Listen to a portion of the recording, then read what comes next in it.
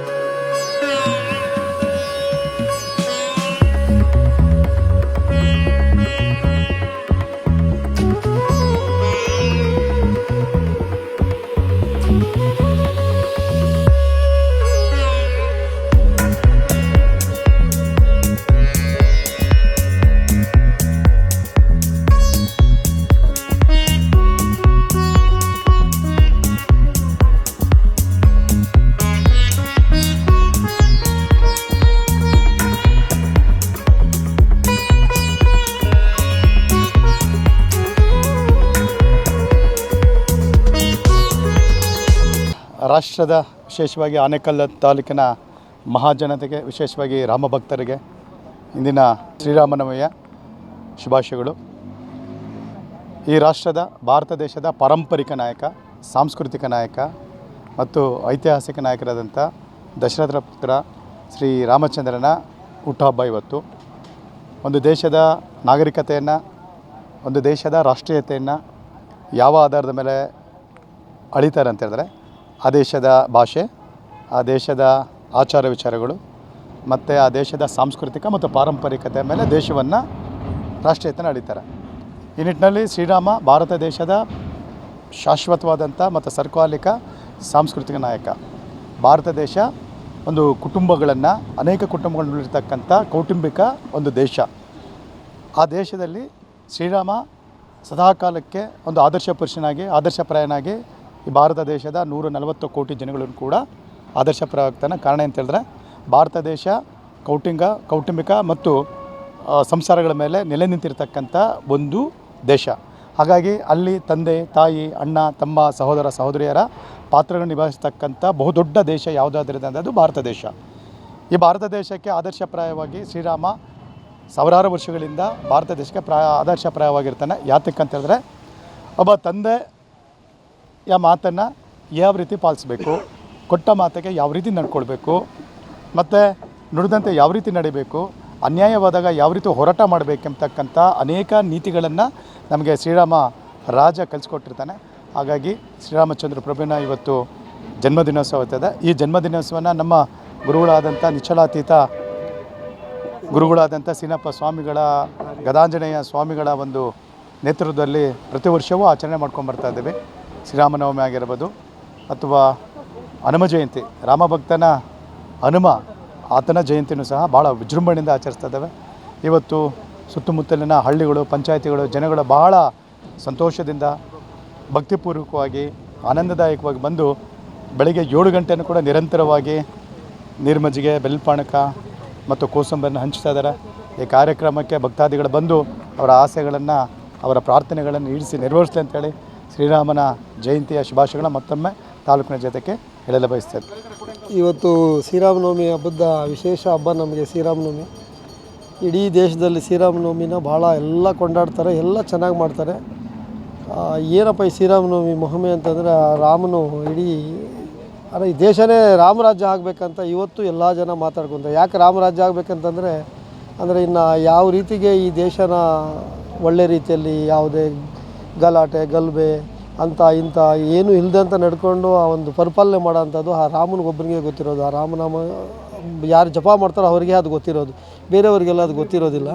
ಹಂಗಾಗಿ ಇಡೀ ದೇಶಕ್ಕೆಲ್ಲ ಒಳ್ಳೆ ಭಕ್ತಿ, ಒಳ್ಳೆ ಜ್ಞಾನ, ಒಳ್ಳೆ ದೇಶಕ್ಕೆ ಒಳ್ಳೆ ಅಭಿವೃದ್ಧಿ, ಮಳೆ ಬೆಳೆ ಎಲ್ಲ ಆಗಲಿ ಅಂತೇಳಿ ಆ ರಾಮನಲ್ಲಿ ಒಂದು ಸಂಕಲ್ಪ ಮಾಡಿ ಈ ಶ್ರೀರಾಮನವಮಿನ ಪ್ರತಿ ವರ್ಷ ಮಾಡ್ದಂಗೆ ಇನ್ನು ವರ್ಷನೂ ಸ್ವಲ್ಪ ಭಾಳ ಇನ್ನೂ ಚೆನ್ನಾಗಿ ಮಾಡಿಕೊಂಡು ಇಲ್ಲಿ ನಡೆಸ್ಕೊಂಡು ಹೋಗ್ತಾ ಇದ್ದೇನೆ. ಅದೆಲ್ಲ ಆಂಜನೇಯನ ಕೃಪೆ, ನಮ್ಮ ಕೃಪೆ ಏನಿಲ್ಲ. ನಾವು ಬೇರೆ ಏನೋ ಒಂದು ಕಾರ್ಯಕರ್ತರಷ್ಟೇ ಇಲ್ಲಿ ಮಾಡೋದಕ್ಕೆ ಅಂತ ಹೇಳ್ತಾ, ನೀವು ಟಿ ವಿಗಳವ್ರು ಬಂದು ಪ್ರತಿ ಸಾರಿನೂ ಇಲ್ಲಿ ಈ ಆಂಜನೇಯನ ದೇವಸ್ಥಾನ ಹತ್ರ ಏನೇ ಕಾರ್ಯಕ್ರಮ ನಡೀಲಿ ಎಲ್ಲರಿಗೂ ಭಕ್ತರಿಗೆ ತಿಳಿಸೋ ಕಾರ್ಯಕ್ರಮ ನೀವು ಮಾಡ್ತೀರಾ. ನಿಮಗೂ ಒಂದು ಧನ್ಯವಾದಗಳು ಹೇಳಿ ಎಲ್ಲ ಈ ನಾಡಿಗೆ, ಈ ತಾಲೂಕಿಗೆ, ಈ ಸುತ್ತಮುತ್ತಲ ಗ್ರಾಮಸ್ಥರಿಗೆಲ್ಲ ಒಳ್ಳೆಯದಾಗಲಿ ಅಂತೇಳಿ ಬಯಸ್ತೀನಿ. ಜೈ ಕನ್ನಡ, ಜೈ. ಈ ದಿನ ರಾಷ್ಟ್ರದ ಹಬ್ಬ ಶ್ರೀರಾಮನವಮಿ.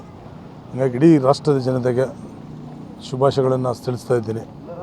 ಮತ್ತು ಸುಮಾರು 25 ವರ್ಷಗಳಿಂದ ಗುರೂಜಿ ಸೀನಣ್ಣವರು ಅನೇಕ ಕಾರ್ಯಕ್ರಮಗಳನ್ನು, ನಿರ್ಮಜ್ಜಿಗೆ ಪಾನಕ ಆಗಿರ್ಬೋದು, ಅನ್ನದಾನ ಕಾರ್ಯಕ್ರಮ ಆಗಿರ್ಬೋದು, ಮತ್ತು ಅನೇಕ ಕಾರ್ಯಕ್ರಮಗಳು ಸುಮಾರು 25-30 ವರ್ಷಗಳಿಂದ ಮಾಡ್ಕೊಂಡ್ಬರ್ತಾ ಇದ್ದಾರೆ.